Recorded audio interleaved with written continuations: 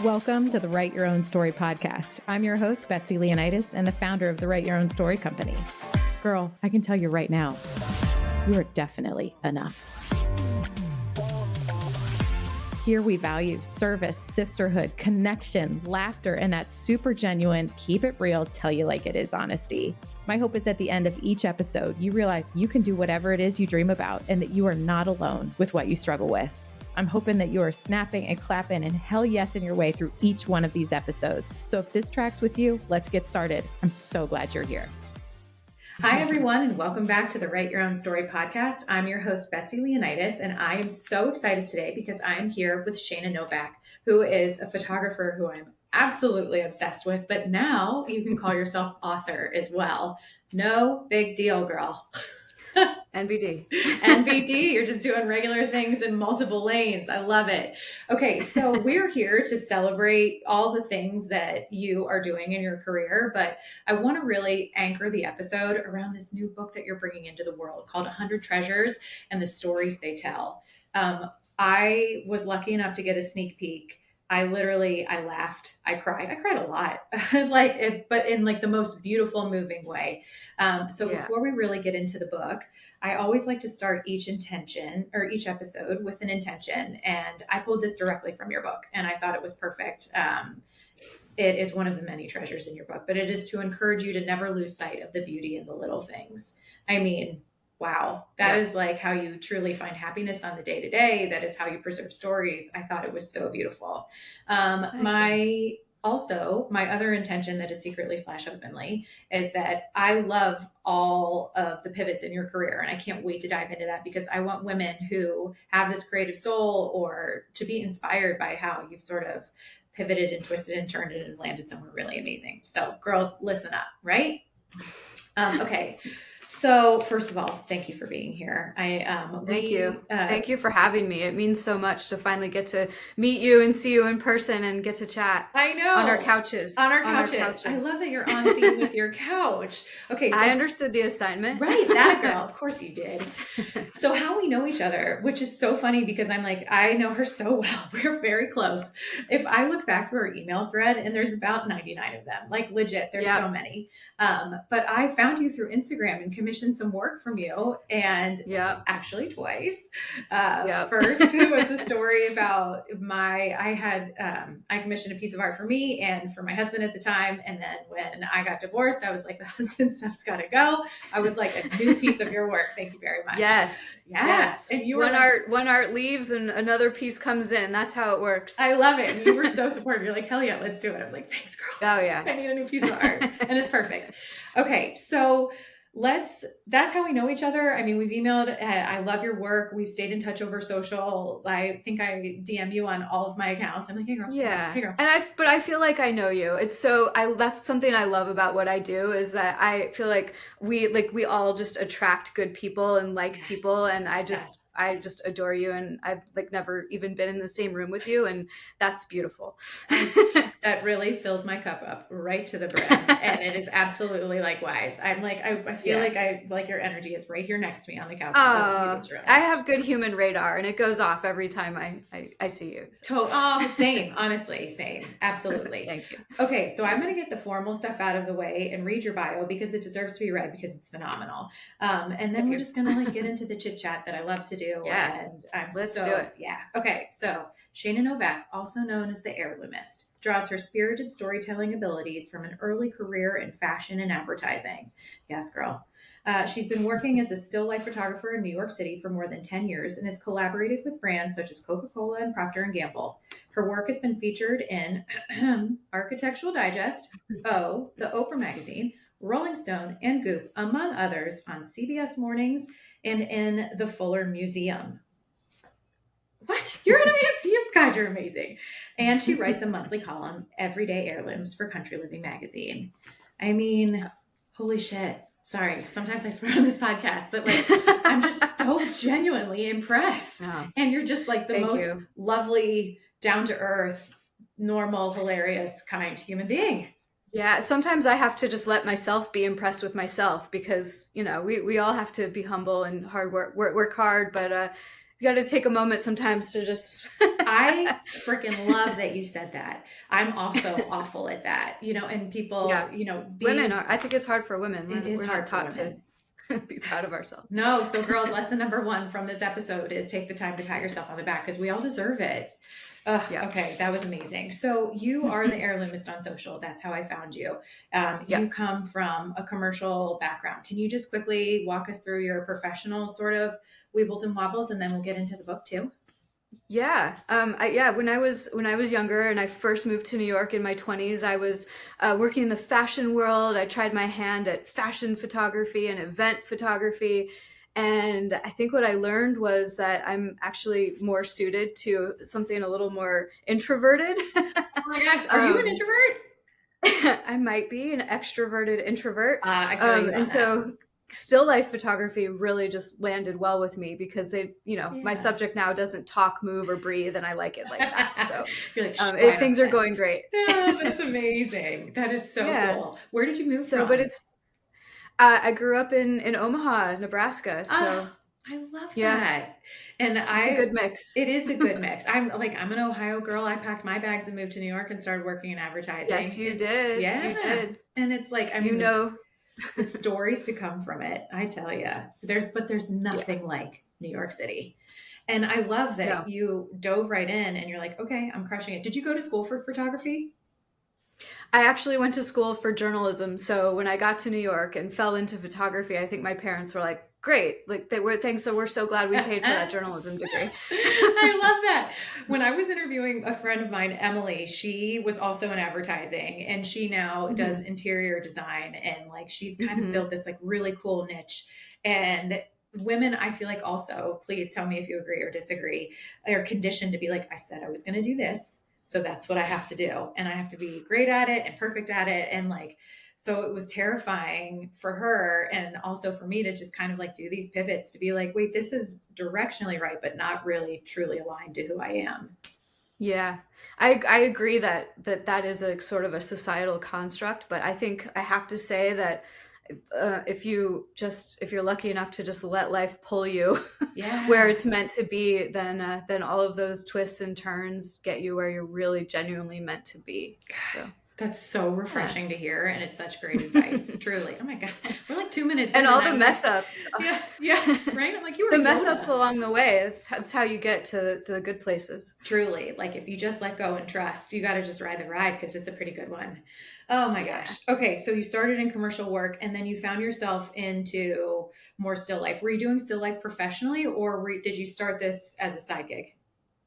I still shoot professionally. I have been working with big box commercial clients in advertising and editorial for a really long time, and the Heirloomist did start as a personal project that was Yeah. sort of something I was just doing with my grandmother. But I do have to say that I would not be able to be the Heirloomist without my commercial work and the people in the industry, the creatives that I have learned so much from, the women who have supported me along the way, my first agent. That all of that stuff seasons you for what you're really meant to be. So that the business chops and the polish with photography, it all took form over working really, really hard in the commercial photography industry for so long. And like, first of all, kudos to you for like just grinding the grindstone and like, but with something that you love and kind of learning and Yeah. listening as you go. And I also love you for saying that like this didn't just poof into this now on I'm writing a book, I'm, doing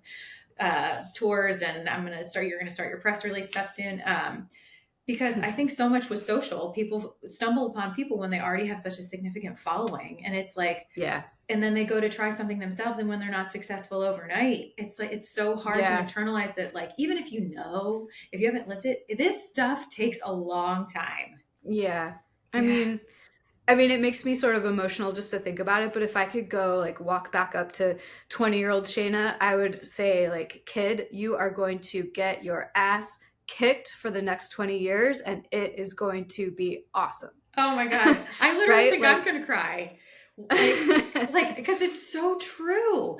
And when you yeah, are built the way that you are built as a hard worker, as a creative soul, as someone who like can only be authentic, because I can already tell that Yeah. about you. Like, you're like, okay, I can Yeah. take the ass kicking, like, because this Yeah. is You going to be worth can't. it I think New York will do that to you too. for Like you get sure. used to getting you get Right. used to getting punched in the stomach every day. You're like, Right. ah, no big deal. What? Who's next? Who's next? What's next? Did I miss my train? um, Did it stop? Yeah. yeah, Uh-huh. it sets you up for I think hard work and the commercial world and especially big city living. It just sets you up for like a rejection or a challenge every day, and soon you just learn that overcoming obstacles is a way of life, and that's how you really get far in life, I think. Oh, I think you're absolutely right. I'm like, you were I sound like a literally, therapist. I no, should I'm lay like, you're down like on my couch. Yoda. I know. Should I lay down? I might.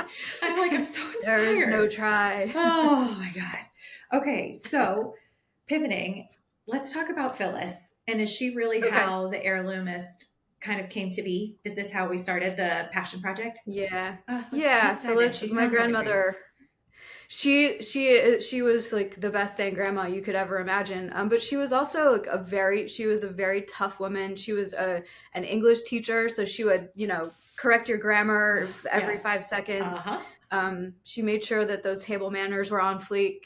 She was tough love, and again, that's like you don't get anywhere by being coddled. You have to. She had high standards, and I had to live up to them, and it makes me so proud to think about that. But she had the most ridiculous stories about all of this weird, beautiful traditional heirlooms and weird stuff, and she could tell you, the like. She was a storyteller. She was an English teacher, right? So Yeah. that's where the idea sprouted. I think that these things we keep, they're just vehicles for figuring out where you came from and where you're going and who you are. Yeah. God.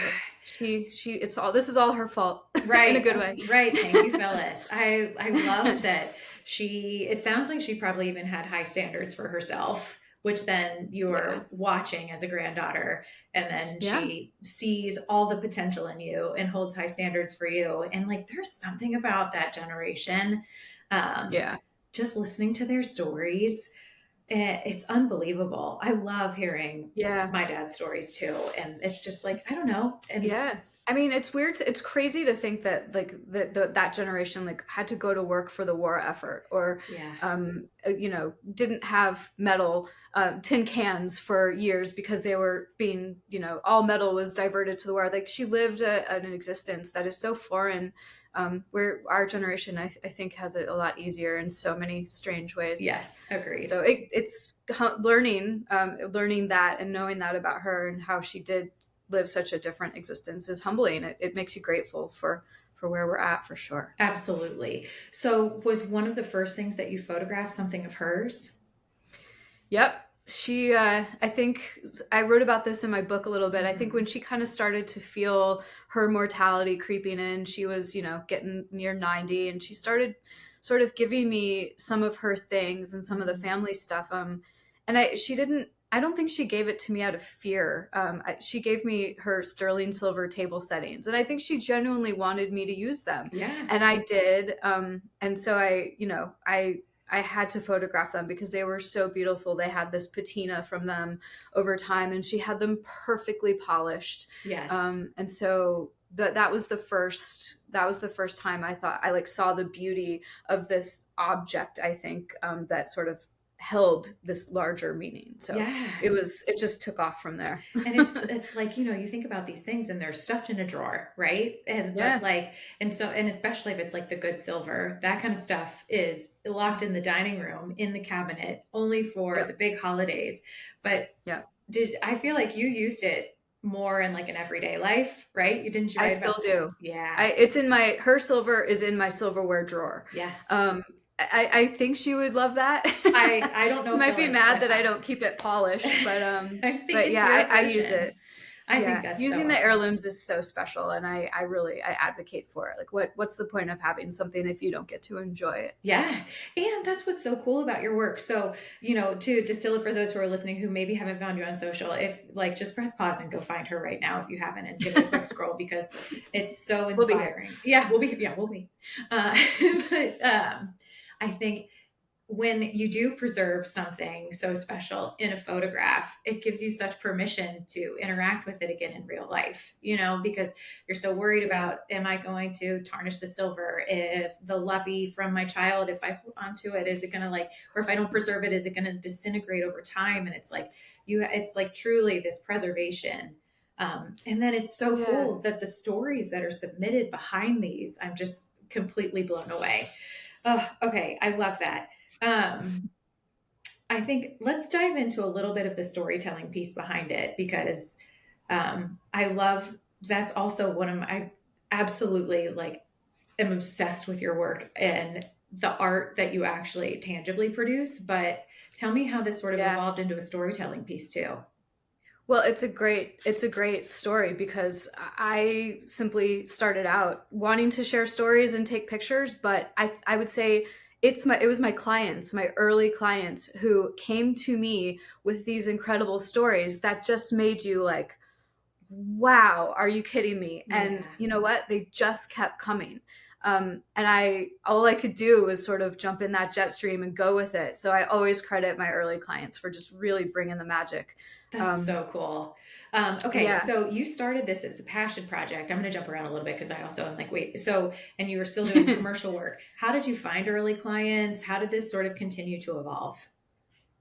Um, well, at first it was just me bugging my friends. I love that. And Girls, if you go ask your friends to be your test dummies, to get involved in your yeah. business. Yes, advocate for yourself. Okay, continue. Yeah, I mean my early work came from people that I truly knew and was connected to. One of my most favorite first commissions was from one of my sorority sisters. Love that. She had a pair of jeans that her husband was wearing when a campfire exploded in front of him. Yes, I read And that story. Continue. yeah, that was one of our first, and it was just that really set the tone. Like, okay, so an heirloom, he kept these jeans for 20 years. An heirloom is anything you say it is. Yeah, Um, truly. so Yeah, how do you yeah, define an heirloom? That's a great segue.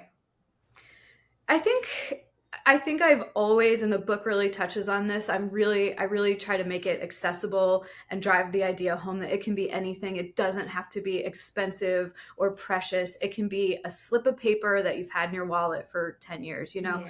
You get to say what an heirloom is, and I think that that's where the fun and the adventure of the heirloomist comes in. Yeah, absolutely. Yeah. So with those jeans, wasn't the story that the jeans are basically what saved his legs or something to that Yeah, I effect? mean, Yeah. if he was sitting around this campfire in shorts, he would Yeah. have probably been terribly burned, and that would have affected the rest of his life. And Yeah. that was their jeans were the line of defense, and he's got kids and a happy life. And ironically, the brand of the jeans was Lucky Brand, so No we way. Oh, that's definitely, right. I did yeah, read that. That's so we had to wild. get that in the picture for sure. Yeah, definitely. And the thing that I had you shoot was I had this pair of gold flats that I bought right before I moved to New York City. When I moved to New York City, I was second interview in at McCann. They wouldn't hire me Yep. until I lived there. So I threw my stuff on my friend's moving truck, including these gold flats that I was just completely obsessed with. I was like, these are my New York City Yep. shoes.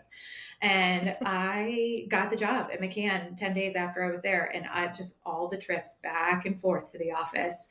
And they are worn to the floor and I still wear them because, Oh my God. yeah, I wear those on big moments where I'm I need to feel confident. I need to believe in myself because Yeah. I literally threw my stuff on a moving truck and it started this amazing trajectory of a career and a life and friends. And I was like, I need to preserve that. And Yeah. so I have this Shoes are such an awesome symbol, a yeah, good vehicle like that. and Yeah. they are well loved and they still get worn. Yes. But They yeah, photographed so well too. It's like your shoes are a perfect example of like the more beat up, the more well loved, the more miles you put on something, yeah. that's where the character really comes in for the photograph that we do. So I loved when I saw those shoes, I was like, oh, it's on. And that is what is another thing that's so cool about your craft. And when it's for your extroverted, introverted self, you see there's so much dimension, not only literally in 3 dimension, but there's so much dimension Yeah. to the worn pieces, to the shimmer of the gold, and it's the work that comes Yeah. back. You're like, oh my God, it's breathtaking. It's Thank unbelievable. you. So you've That's kind of where Yeah, that's where those years of experience come in. I kind of, Yeah. I know to look at something and know, which light to use to bring out the character in the leather or the dents in the metal, or we know how to make things really sort of shine. So I it's, love that. yeah, So, I'm such a photo geek. I see, like, we should geek out about the things that we love, Yeah, though. Okay, agreed. so you had some friends that were like helping you with your work, and then how did this turn into this like big booming business? I can only imagine the amount of requests that you get. Yeah, it kind of spiraled pretty quickly. Thank goodness I kind of just had, from having been in the commercial industry and running my own photography business, I was kind of ready to be professional about things. Thank goodness Mhm. I think it could have very easily gone south. But yeah, some early press, some really awesome people believed in me from the very beginning. And it was reaffirming. I think Yes. the I don't know if you guys remember the ABC News correspondent Bob Woodruff. He Yeah. was reporting in Iraq when his tank was hit with an IED, and he received a traumatic brain injury. And 10 years later, I convinced his wife, Lee.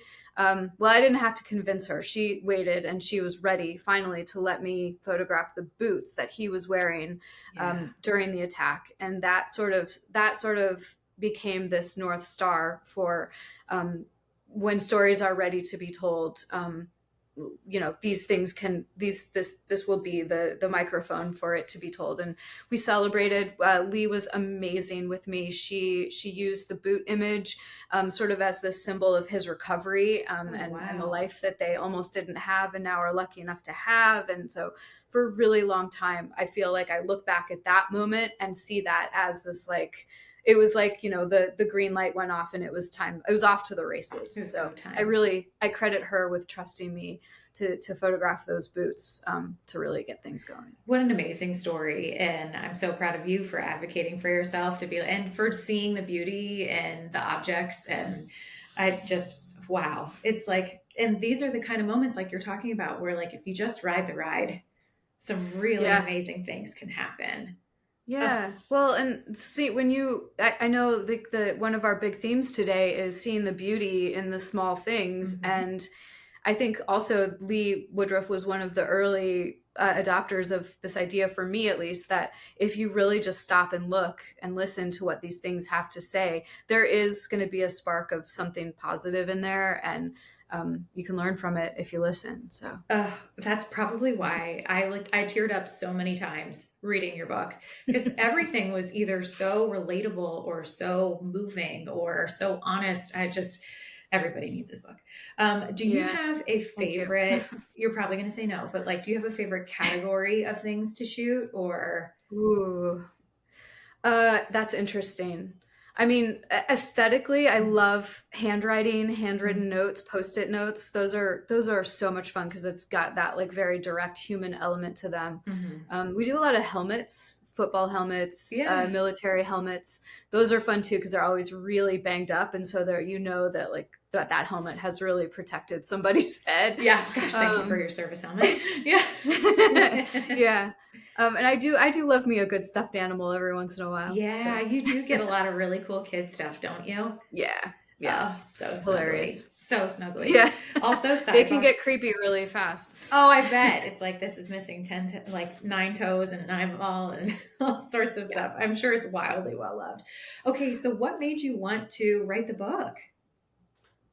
Um, I feel like this, in the age of Instagram and social media, because my business sort of came along when it did, it was very social media based. Mhm. The public facing part of my Sure. business. Yeah. Obviously, people at home are enjoying these bespoke handmade pieces of art, but Hmm. the brand was reading very Instagrammy, and I Yeah. really just wanted to do something more formal. I mean, these stories deserve to be part of a formal collection. So um, I had kind of started pitching around sort of right before the pandemic happened. Oh, And really? you know what? I got rejected, and I had to wait, and I had to be patient, and I had to keep trying. And finally, one serendipitous day, that's when an editor from Chronicle Books reached out, and I thought, this is meant to be. You've laid down all the tracks and now it's time to go. Oh, So God, that's not the most perfect metaphor for life. Okay, so when you have this dream on your heart where you're like, no, I know this needs to be a book. Like, you know, that moment where you're like, I can't stop thinking about it. I have to do this. yeah. After you get rejection after rejection, like, how do you keep going? Because I feel like so many of us hit a roadblock. How do you keep going? Yeah. If there's one memory that I have of that time of rejection, it is that I would say some very kind people gave me their honest feedback as Yeah. to why I was rejected. Sometimes I had to ask, sometimes they offered it up, but that for me was sort of information, fuel, how to like kind of fine tune what I Yeah. was trying to do. A couple of them made me mad, and I thought, well, forget it. Hold my beer. Yes. Yes, This queen. is gonna Hold the beer. happen. So, Mm-hmm. so it was a learning. It was a time of great learning, and I think it only made the book better when it really did happen. I love that. I think that there's so much to, first of all, just like professional talk for a minute. Like, there's so many times where people don't take feedback as a gift, but feedback is an absolute Yeah. gift. And Well, it's hard. I mean, it is it hard. can piss you off too. Especially when it's like your blood, sweat, and tears into something. And Yeah. like, but taking the time not only to receive their feedback and internalize it, and then take, you know yourself and your work well enough and your vision that you're like, okay, this is what applies and this what pisses me off and doesn't apply. And you can hold my beer, and I'm going to take this good stuff and I'm going to continue to tweak until, like you said, till the time is right and the right people come along. But I think Yeah. also what's so cool is that a lot of times you'd even ask for feedback. That's Right. huge. So for people Yeah. out there who are like trying to get interviews or are trying to book clients or are trying to grow something and something's not clicking, like start asking why. Be open to that. You never know. And you just like, Yeah. I'm sure you used your North Star, like your belly button internal dialogue to be like, what's for real for me and what is not. Yeah. What is garbage. And I also, everything that you just said, it's so right on. It's also a product of age. I don't think I would have been able to withstand this process if I was 25 years old. I'm happy to be experienced in my career enough to know, when to take the rejection as fuel or when to take it for real, or it's growing old is not bad. It's just, I just feel like we become more comfortable and understanding of our existence. Yeah. I was talking to one of my girlfriends on a podcast for another episode, and I'm like, 40s are my favorite. Yeah. I don't know. Yeah. I feel totally. like, yeah, right. Like we've all lived enough to not mess around anymore and Yep. take what means something to me, and the rest can just be bygones. I love that's Yep. such good insight though. And so like, for any of us out there, like be brave enough to sit with it, ask about it, know what's right and know what's wrong. Oh, that's so good. Okay. So now you have this passion for writing a book, and how did you narrow it down to, or how did you come up with the content? Because I mean, I can't even imagine how many things that you've shot. How do you get to 100? It was and then Chronicle Books put the utmost honor and challenge out to make the stories in the book all brand new, never been seen. They allowed me, I think, 10 that had been out in the media before, but everything else is brand new. So that was a challenge of epic proportions, and some people are not heirloom people. They don't care. They don't get it. And again, there was a lot of rejection. But the people who said yes it was just so incredibly rewarding to get to be the heirloomist with someone new. And sort of work from the very beginning on not only the art, but the story. It was a huge, long process of revisions, and took me almost 2 years. 2 years. Okay. So did you have to go out and find people, or I'm sure you still have plenty of work coming on the intake, which also like, how do you, like, you've got work coming in, you've got secret project for the book going out, you've got commercial work. Like, how are you still alive and well? Shana, I might need a class on work-life balance. I'm not going to lie. Right. Don't we all? But I also feel like this is my time to work really hard and do big things. And, I can go to the beach and read a book next year, maybe. Yeah, for sure. Right. And I'm obsessed with you were on Instagram carrying your book around in a baby Bjorn. You're like, this is that's not over. Yeah, good. Please don't stop. It's so funny. I love it. So did you have to go Oh. out and find these people, or was it also some of the intake work? No, I did the whole thing. I was again, it was sort of drawing on that like professionalism that I've Mhm. gotten from working in the photography industry, where I had to reach out to assistants and publicists and say like, dear Gloria Steinem's assistant, here's Literally. what I'm doing. You know, Hmm. here's why it's a good possibility that we work with her. Like I had to pitch. I was pitching for a year. I was pitching myself Oh basically my every gosh. day, all day long. All day long. Um, And it's not like the yeah, same pitch over and over. I'm sure you had like a target item in correct. mind that you were like, so let Because me. everybody fit the book for a different reason, so I Yeah. had to do convincing differently every time. And it was a good lesson in like, do not take rejection personally, or you will never make it. Right. You'll never try anything. Yeah, I like, yeah. honestly, I have, again, in my 40s, found an absolute love for rejection and failure. I'm like, bring Yes. it. Thank you. Because I too need like a full on course in work life balance. But what Yeah. seems to edit my life in the most beautiful way is failures and rejections. Because I'm like, didn't work. I learned. Let's Yeah. keep going. And That I created some truly space. believe it's for a reason. Yeah. Heck It's yeah. got to be for a reason. Oh, So, without a doubt. And it gives me so much freedom and permission to be like, you know what, universe, like clearly you're driving. So I'm just going to take the hands off the wheel because I'm tired. And I'm yeah. going to let you do you for a little bit. And I'm just going to keep moving Yeah. forward. You're like, but can I listen to my music? I know, right? But can I please and eat my snacks? I also amazing. Yep. Oh, so I think a lot of people, and thank you also for just following my little ADHD journey all over the place. But I like, love it. I'm uh, here for it. I'm insatiably curious. And so I have a lot of people in conversation say that they've wanted to write a book.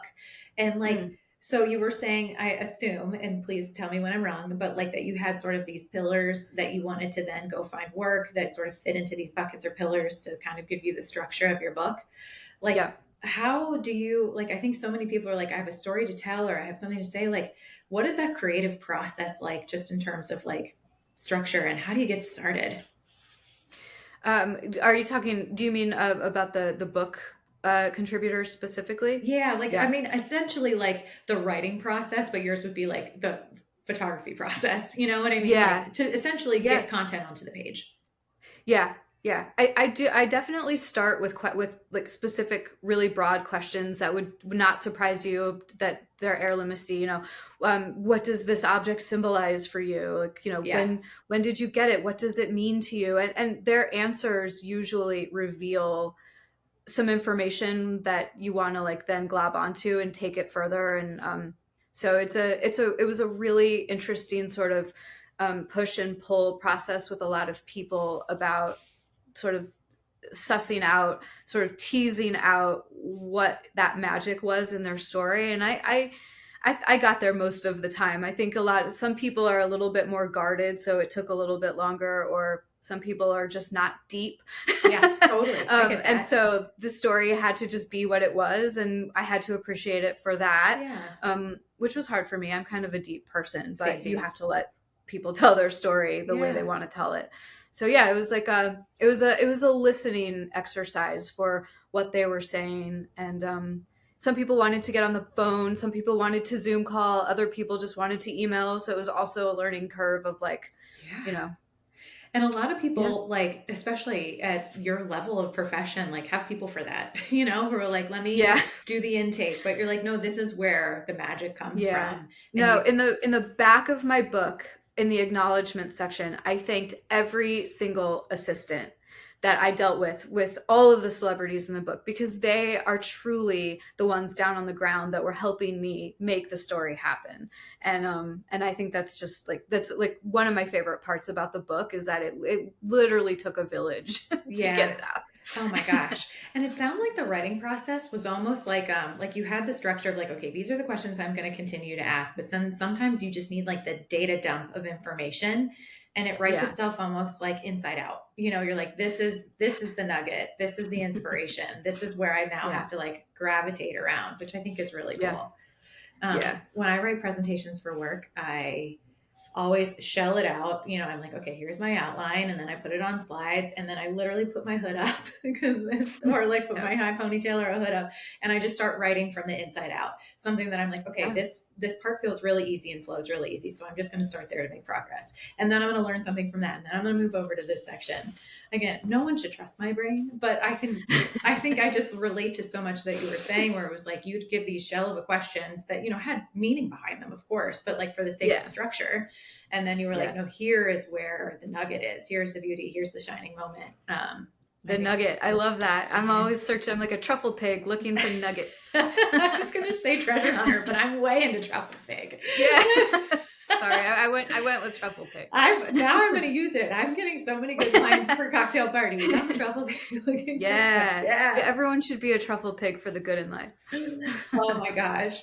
Do you have like sort of a favorite parts of the book that, or any real surprising moments from this journey that you were like, wow, how did this, I don't know, how did I get here? Or how did this get here? Or how did I end up with this piece of content? Let's see here. I think the real just sort of like astounding moments for me were like during the interactions with the people. Like you'll get to read this in the book, but here's a little surprising nugget. I was interviewing with Gabby Giffords, who was shot in the head during a campaign event in Arizona, and she had to wear a helmet while her brain healed its whole back up for so many months. And she chose, as her story, for us to photograph the helmet that she now wears when she bicycles around town for her own enjoyment and in bicycle races, sort of as a symbol of how far she has come from that terrible day. And She's so brave. yeah, it was the vulnerability and the honesty that she had during the process was just incredible, and I was so humbled. But then at the end, she tossed in this little gem of a piece of information, where she told me that she keeps actually a piece of her skull in her freezer as a reminder of how far she's come. So You can't help but that was giggle like, because it's like skull in a freezer, but like, holy God, that she's well, and it makes you realize I'm just telling one little part of her story, right? Like I'm just this one little nugget, and it's so inspiring. How incredible of a human being is that she can just keep bringing the layers of magic.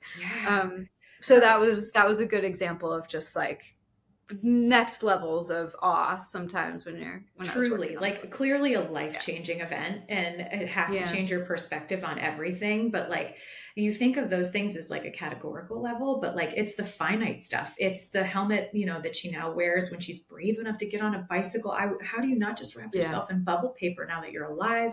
And then and then the little moments, because how often do you open your freezer? If she's like, the people in my family, it's all the time for the ice cream. But she has that subtle reminder to be like, no matter what day, I'm grateful. Okay, so your book is a mix of, you know, some of the biggest names that you're ever going to hear to everyday people. And one, I love you for normalizing that everybody's story matters. It doesn't matter who you are. How you that was very, very important to me to really spread it out and to show that no matter who we are, everyone's got something in there somewhere that can get right there. Oh yeah, without a doubt. Did you find sort of your bigger names through your network of commercial work? Like, is that sort of given you the avenue to get into some of these bigger names? Or were you literally Devil Wears Prada emailing their assistant being like, hey, this is what I do? And I mean, of course you have all the professional backup to substantiate your ask, but yeah, it was a mix. It was definitely a mix of like having to do a lot of research to figure out who the proper person, the proper channel was, because you don't want to make anyone angry. I threw up tons of Instagram messages too, but like that doesn't work because you need to be professional. And also, yes, I activated my network of amazing women. One of my dearest clients was the one who helped me get the ear of Christy Turlington to say like, this is what I'm doing. And it might not have happened if I'd been like, hey, Christy, guess what I'm doing? Yeah. Hey, You know, girl, so hey. Yeah.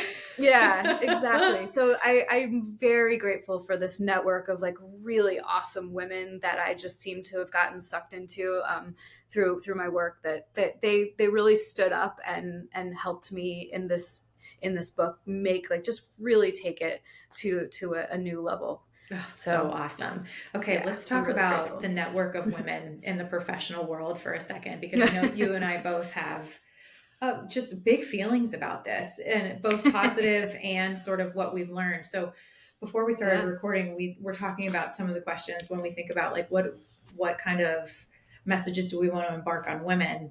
And we talked about one of them being like, what do you wish someone had told you as you kind of embark across this professional journey? And I'm obsessed with your answer, so I want to make you say it again. But yeah, as Yeah, your experience.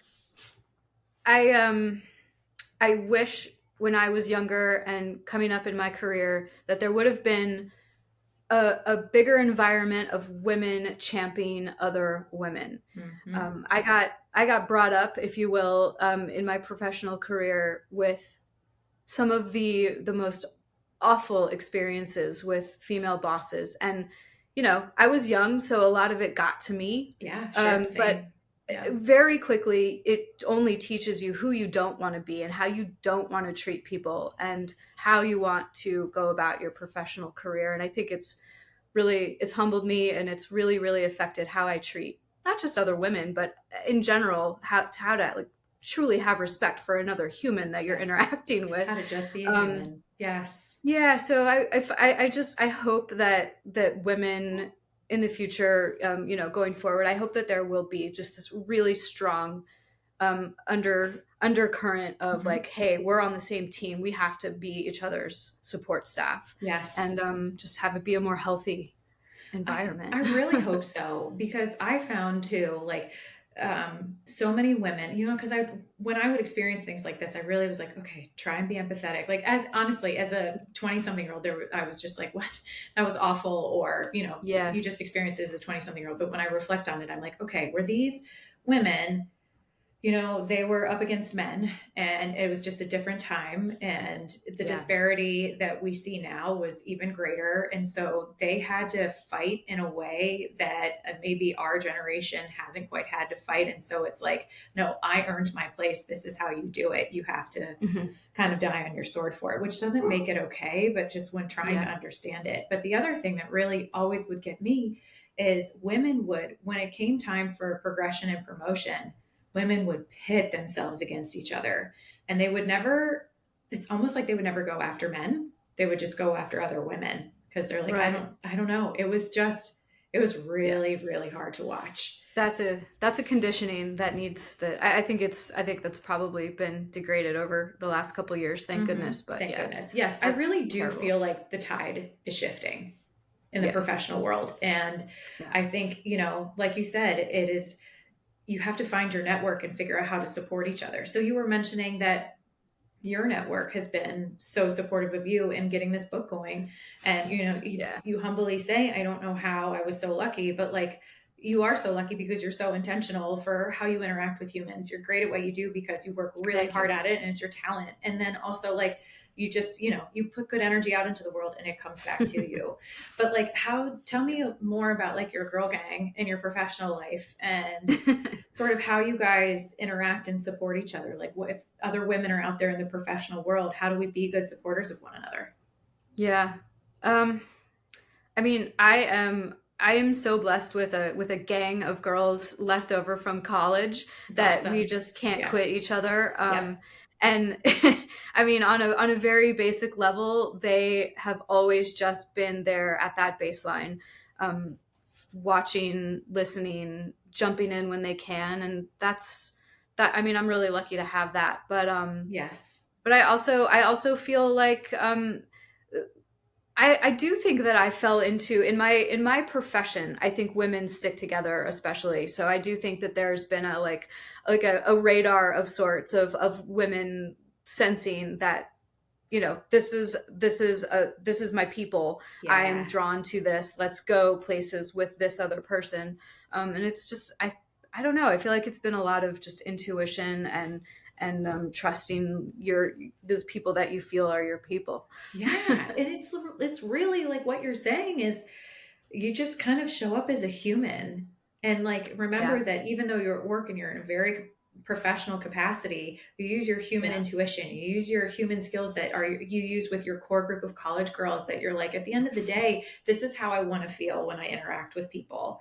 And like, yes, I could Yeah. be professional and polished, but we're all just humans trying to human. Like, Yeah. and And so they've it's all like, had those similar, everyone has those similar professional experiences, like yes. everybody's had that terrible boss. Everybody's been overworked. Everyone's been rejected. So to come back at the end of the day with your college besties and talk it over is, that's the best, right? It is, God, it really is the best. And I am similar. Like I have the best group of college girls and like, I don't know. And it's like putting on your favorite t-shirt that you're just like, that's Yeah. cozy. This is perfect. I Yeah. feel Yeah. just completely relaxed and at peace. I absolutely love that. Okay. So in storytelling, you and I both are passionate about storytelling, but kind of focus it from different angles. What do you wish in general, categorically, that women talked more openly about? or, Interesting. or what is hard for women to talk about? And like, because similar to, I think the barriers in corporate world are starting to break Yeah. down and women are starting to Yeah. support women. Like, what are you finding in just kind of everyday life where you're like, okay, things are getting better, man, we still got some work to Yeah. do on this? I think I'm taking a cue from a writer that I just adore, Elise Sloan, and she's in my book actually. Cool. She wrote a book about the way society has conditioned women. Mm-hmm. So I think there's it would be wonderful to see more of a questioning within the female structure and how we navigate not just professional but our life in general, and to just really sort of take a beat and say, like, do I feel this way because I think I'm supposed to feel that way because society tells me to feel that way, I've always learned to feel that way, or do I feel that way because it's genuinely, from my heart? Yeah. I think there could be a bigger awareness of how we've all sort of been robotically programmed to navigate through our lives, and Yes. that It's could be a little more. I don't know. I freaking love that. It's like all of us, and I don't even know if this is a women thing, but women things are what we're talking about. Like you just hit cruise control and you're like, be a good Yeah, person, be kind, show up, be people pleasing. Like don't make big waves, just keep going, get it all done and yeah, shoulder everybody while you're at it. And like, yeah, and you just kind of hit this cruise control speed at like 79, 81, and you're kind of cruising, you're going pretty fast, but like, yeah. it's not breakneck where you actually then have to stop and pause, but it's like Right. taking those moments to slow up and be like, is this in integrity for actually who I am? Do I care Yeah, about this? Does this feel right? yeah, Oh, I yeah. feel like I gotta go journal about that. Oh my gosh. I love that. Okay, let's see. What other things do I want to ask you? Um, do you have anything, either professionally or personally, that you figured out the hard way that you're like, man, like, I really wish I could have gotten the cliff notes on that? Besides, I think I Mm, loved your answer about corporate women, but um, yeah, I don't know. I think mine's people pleasing. I'm like, I wish someone had taught me about, I wish I knew what a boundary was. yeah, yeah. Um, I would go back to the rejection thing. I Ooh, think, good one. Yeah. or not so much specifically like the act of being rejected, but the idea that like your life isn't going to turn out exactly how you think it should, and Mhm. if you step back and sort of let that be your truth, then things are going to be a lot easier for you. Yeah. Do you feel like hearing all the stories? Because there is sort of this like, there's definitely the undercurrent in all the heirloomist work that you do where it is truly the beauty in the small things. But there, like that theme of this isn't how I thought it was going to go. And then it went this Yeah. way and finding the beauty in that. Like, I don't know. Yeah. I'm finding It's that to like be an that undercurrent. the Rolling Stones song, you don't always get what you want, but you always get what you need. I Yeah. that I truly believe that. So Oh, so that good. would be a good go back and tell 20-year-old Shana, like, it's going to be okay. Calm Yeah, down. I know, right? Calm down. I'm still working on calming down. I Thank you. can't help it. I run at a high octane. That's okay. Yeah, right. Me is me. Okay, so Right. let's say there are 20 something year olds who are now coming into this industry, whether it be photography or storytelling, commercial kind of thing. Yep. What advice do you Yeah. have for those who are getting into the business? Listen, and know your stuff. Yeah. I'm sure that's hindsight, Shana talking. Right, but that's the But beauty is that you get to say the hindsight to the people who come yeah, next. I'm at that age where I'm preaching hindsight. Yeah. Yeah, no, I think that there's, and again, I learned this beautiful lesson from Roseanne Cash, who's in my book, that if you get thrown into a situation that's bigger than you, you need to tune your ears in and listen. You can't make that situation what you think it's going to be. It's going to be it's going to be on you. Yeah, And right. you have to be open and ready to receive. And I think that that's such a good professional lesson, because that's where the learning happens. You can't, Yeah. bulldoze your way through a 27-year-old career. You'll get fired. Right. You'll straight up get fired. um, Right. People but like, also do your research. I feel like it's so important to be educated in what you're doing and what you're asking and where you're going, and just it's the strongest professional flex to really be educated in what you're doing. And you can do I, that yourself these days. There's Google. You don't need a right. fancy degree. Totally. And it's like, do your homework and ask great questions Yeah. and be a real listener and be open to Yeah. feedback, which I know is hard in 20s, but for real, that's really what, to your point, Yeah. sets people apart. Oh, that's so Yeah. awesome. And I think if you listen and you ask, at least when I think about my career, the people in my life who actually were kind enough to respond and talk with me about it, those are the people that I'm still very close with. The ones that cared to teach me or explain it, like, those are my people. Those are the people that are graceful enough and big enough to, not put their foot on your neck, but Yes. rather take you along the way and show you the ropes. And that, I think that that's like a really good foundation of all of the incredible people that have helped me along the way. I would be nothing without those gracious people. I love that. And then doesn't that inspire you to be that kind of person as well? To be like, Yeah. yeah, when when you recognize someone who is passionate and who works hard and who is talented and who deeply cares about their craft, you're like, yeah, I really do want to help you in ways that I've been able before. I had an assistant once who we were not necessarily getting along all that well. Yeah. And I had a moment where I thought about how I was treated as an assistant, and I one day decided to let her know that I was on her team. I was gonna, make sure she got paid on time. We're gonna have fun. I started treating her like the person, like an equal, like we are a team. Yeah. And she totally came around. And I wish, when I was being a little asshole, when I was little, when I was 20 years old, I wish someone, instead of being like, you Right. you little shit, get out. Like, I wish, because that would have been the bigger lesson. It would have, showing your grace with somebody can be just as powerful. So. Well, and I'm like, for someone who is as busy as you, and you're like, I hired you for a specific role on this team to support me, but like to take that bigger step back and to see the beauty that comes from it, that's like, that's truly a game changer in how you operate as a professional and as a human. That's really, really, really cool. Okay, so I've kept you for far too long because, per usual, I have 7,000 tech problems because it's just actually, I'm going to just get like cords tattooed on my forearms because that is the story of my life. It's Friday. We should have just gotten cocktails and hung out on the couch. God, we should have done. Okay, we're going to do a 2.0 when the book is like out and we can talk more specifically and we can dive into each of the stories, because I know I want to keep it a mystery. Done. Because you guys truly, like, I'm so fortunate to get a sneak peek on my iPad. And like, I literally, every time I go to sit down for a second, I'm like, I'm just going to read a few more.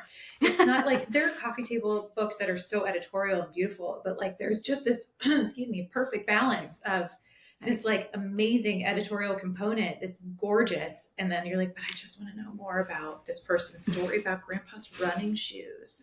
And I like, know. you know, okay. Yeah. So do you ever feel like these, and what I'm sensing for you is that this is a mega life moment, right? This is a big part of Yeah. your career. It is also, I can Yeah. imagine it has obviously impacted you professionally.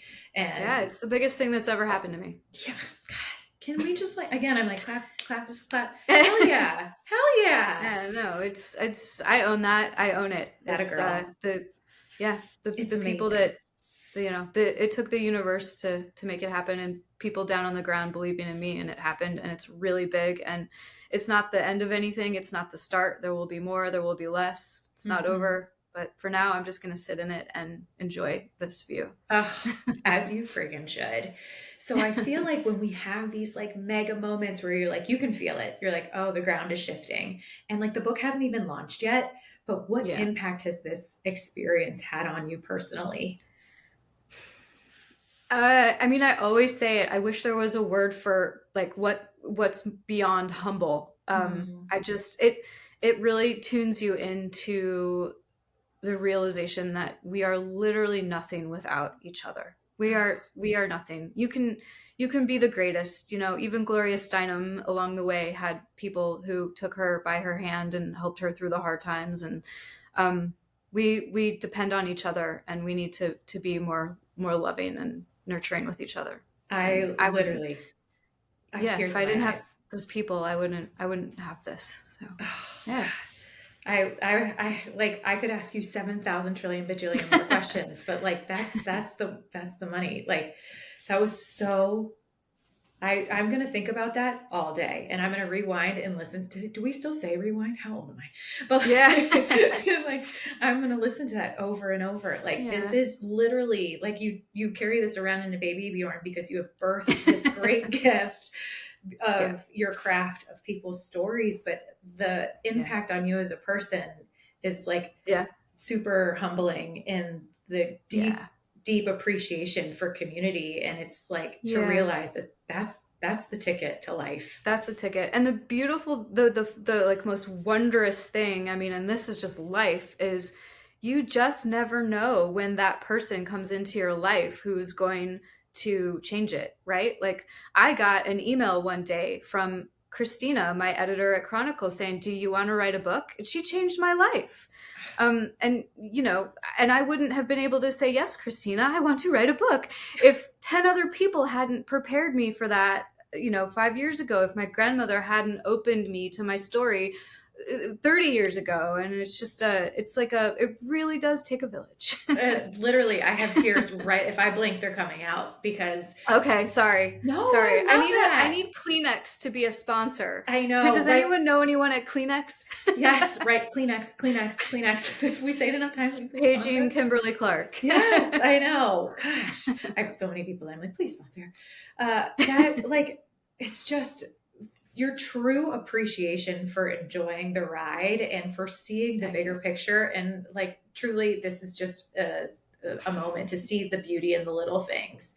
Like Yeah, there you go. you embody your work, you embody Thank your you. philosophy.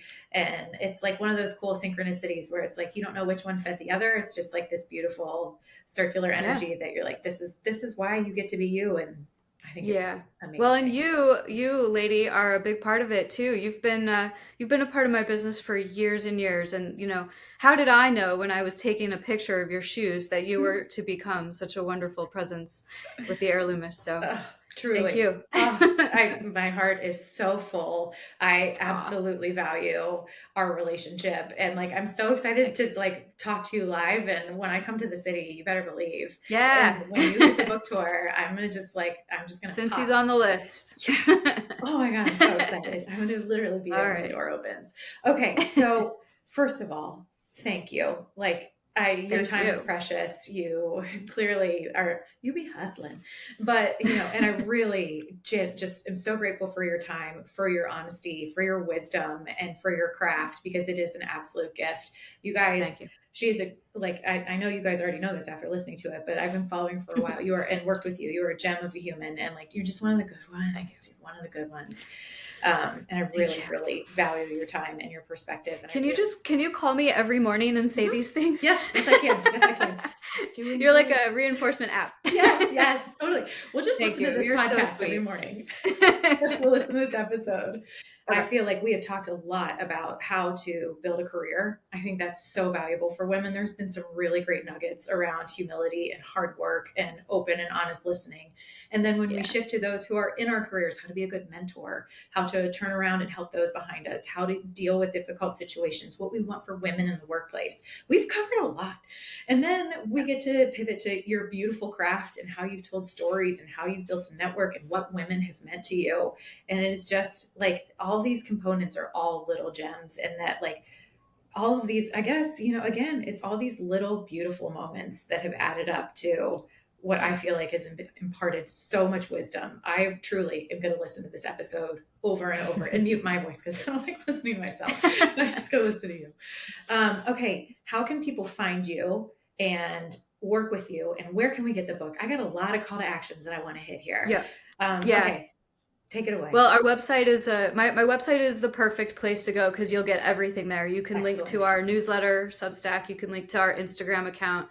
But most importantly, for right now, support me. I'm a first-time author. You can buy the book. You can pre-order it. I did from the heirloomist.com. Thank you. Thank you very much. I want one. Give me it.